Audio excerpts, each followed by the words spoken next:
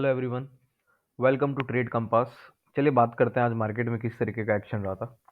आज निफ्टी अपने फ्राइडे के लो के पास में ओपन हुआ। राइट, उस लो को थोड़ा सा ब्रेक भी किया, पर वहां से फिर एक सपोर्ट लेके एक टुवर्ड्स द सेकंड हाफ एक रैली आई थी, स्मॉल रैली थी। राइट, अब हमारा निफ्टी के अंदर कल का ट्रेड प्लान किस तरीके से होना चाहिए। अगर आप 15 मिनट चार्ट पे देखोगे तो निफ्टी के अंदर एक ये स्मॉल ट्रेंड लाइन बन रही है। राइट, अब कल अगर मार्केट निफ्टी ये वाला लेवल क्रॉस करता है 23,000 वाला, जो हमने फ्राइडे को लेवल्स डिस्कस किए थे निफ्टी बैंक निफ्टी दोनों में, वो अभी भी इंटैक्ट है, क्योंकि कुछ ज्यादा मूवमेंट निफ्टी में आज आया नहीं है। तो अगर कल निफ्टी 23,000 का लेवल क्रॉस करता है, राइट, तो हम लोग एक बाय ट्रेड प्लान कर सकते हैं, जो कि आपका लेवल आएगा अराउंड 23,130 तक, और उसके बाद वो 23,200 या 250 तक जा सकता है। राइट, अगर कल सपोज निफ्टी ये वाला लेवल, ये जो आपकी ट्रेंड लाइन है, इसको ब्रेक कर देता है, राइट, तो हम उसके ब्रेक पे भी एक ट्रेड इनिशिएट कर सकते हैं आज के लो तक। तो ज्यादा कुछ है नहीं, जो हमारा फ्राइडे का प्लान था वही अभी भी है निफ्टी बैंक निफ्टी दोनों के अंदर। बैंक निफ्टी की बात करें तो बैंक निफ्टी ने भी आज अपना प्रीवियस डे का जो फ्राइडे का लो था उसको क्रॉस कर दिया, और उसके बाद एक स्मॉल रैली आई। कहाँ तक आई थी?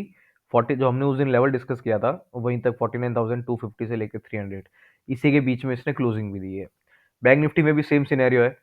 अगर ये 15 मिनट्स की इसकी जो ट्रेंड लाइन बन रही है यहाँ पे, ये देखिए 15 मिनट्स चार्ट पे, ये इसकी एक छोटी सी ट्रेंड लाइन बन रही है। राइट, अगर ये वाली ट्रेंड लाइन का अगर ब्रेक करता है तो हम लोग वापस जो आज का लो था उसका वहां तक कोई एक सेल ट्रेड इनिशिएट कर सकते हैं।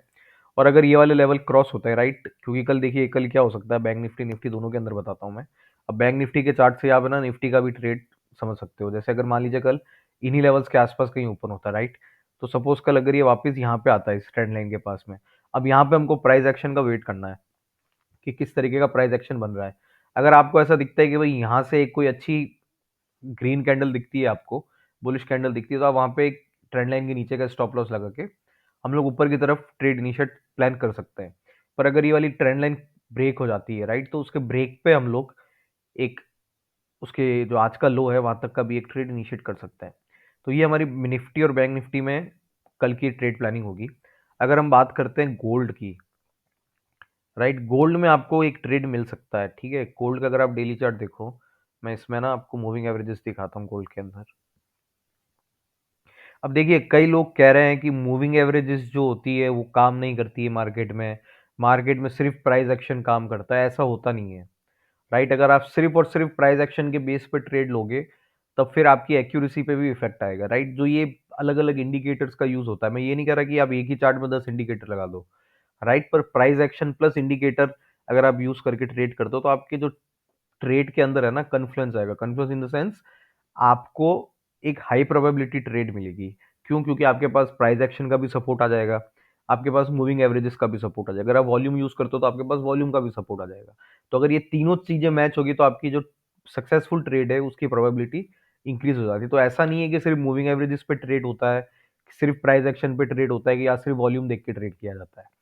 राइट, तो अगर ये हम इसमें मूविंग एवरेज लगाते हैं, अब हमको मूविंग एवरेज में क्या दिख रहा है कि 10 डेज मूविंग एवरेज को टच किया हुआ है। ठीक है, इसका 4 आवर का चार्ट देखो आप। अब 4 आवर के चार्ट में आपको क्या दिख रहा है इसमें, है ना एक, अब इसमें प्राइस एक्शन की जो हम बात करते हैं, प्राइस एक्शन में मार्केट स्ट्रक्चर क्या होता है, राइट, ये 4 आवर्स का चार्ट है इसका। ठीक है, ये देखिए लो बना हुआ है ये और ये। अब ये जो इसका हायर लो है इसने इसको ब्रेक कर दिया है यहाँ पे। करेक्ट, अब क्या हो रहा है, ये यहाँ पे वापस इसको रिटेस्ट करने आया है।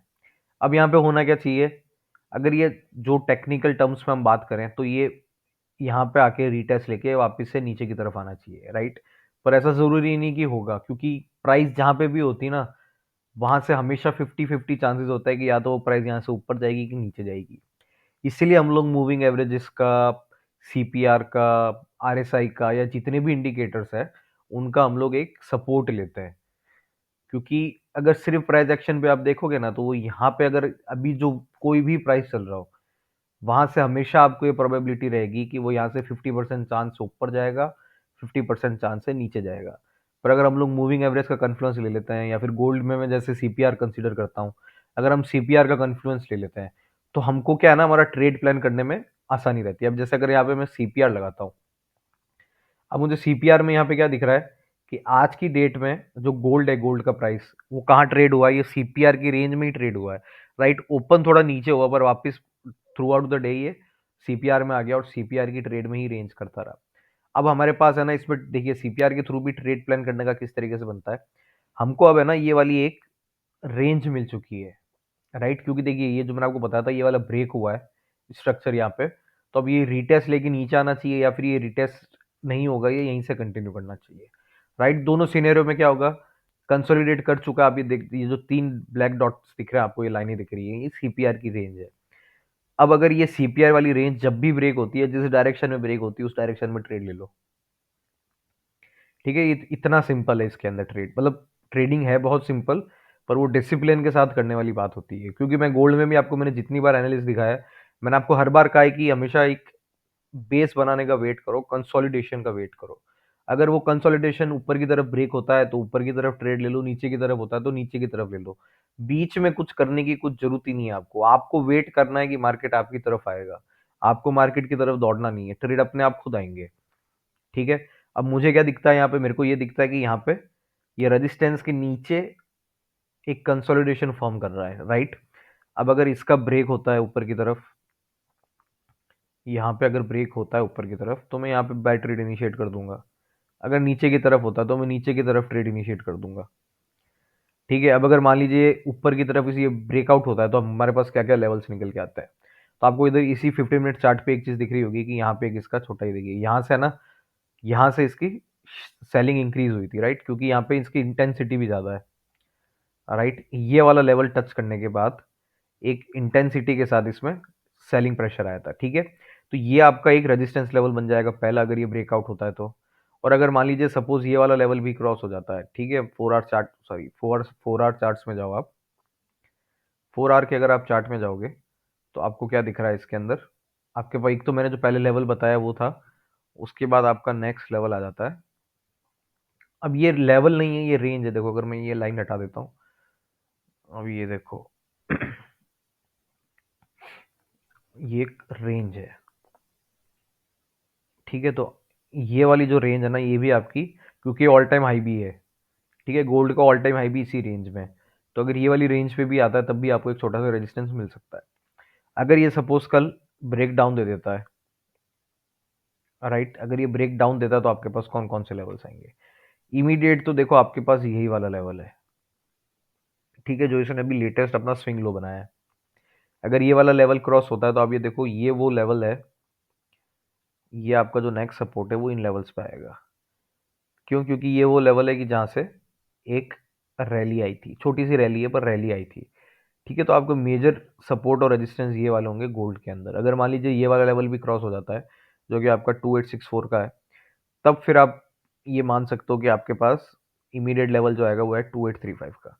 तो ये आपका गोल्ड के अंदर अपकमिंग डेज के अंदर इस तरीके की ट्रेड हो सकती है। पर क्योंकि अगर मैं मूविंग एवरेज के थ्रू देखूं इसमें, तो डेली चार्ट के अंदर है ना, आपको इधर 10 डेज मूविंग एवरेज का सपोर्ट है। अगर ये वाला सपोर्ट ब्रेक होता है तो आप कहाँ तक, बहुत सिंपल सा है, जैसे मैंने पहले भी बताया बहुत सिंपल है, कुछ ज़्यादा दिमाग लगाना है ही नहीं अपने को। अगर 10 डेज मूविंग एवरेज तोड़ता है तो हमारे पास नेक्स्ट एवरेज क्या आती है, 20 डेज मूविंग एवरेज। और 20 डेज मूविंग एवरेज आपके किस लेवल्स के आसपास है, 2833 का। तो आपका नेक्स्ट सपोर्ट क्या है, मेजर सपोर्ट 2833 है।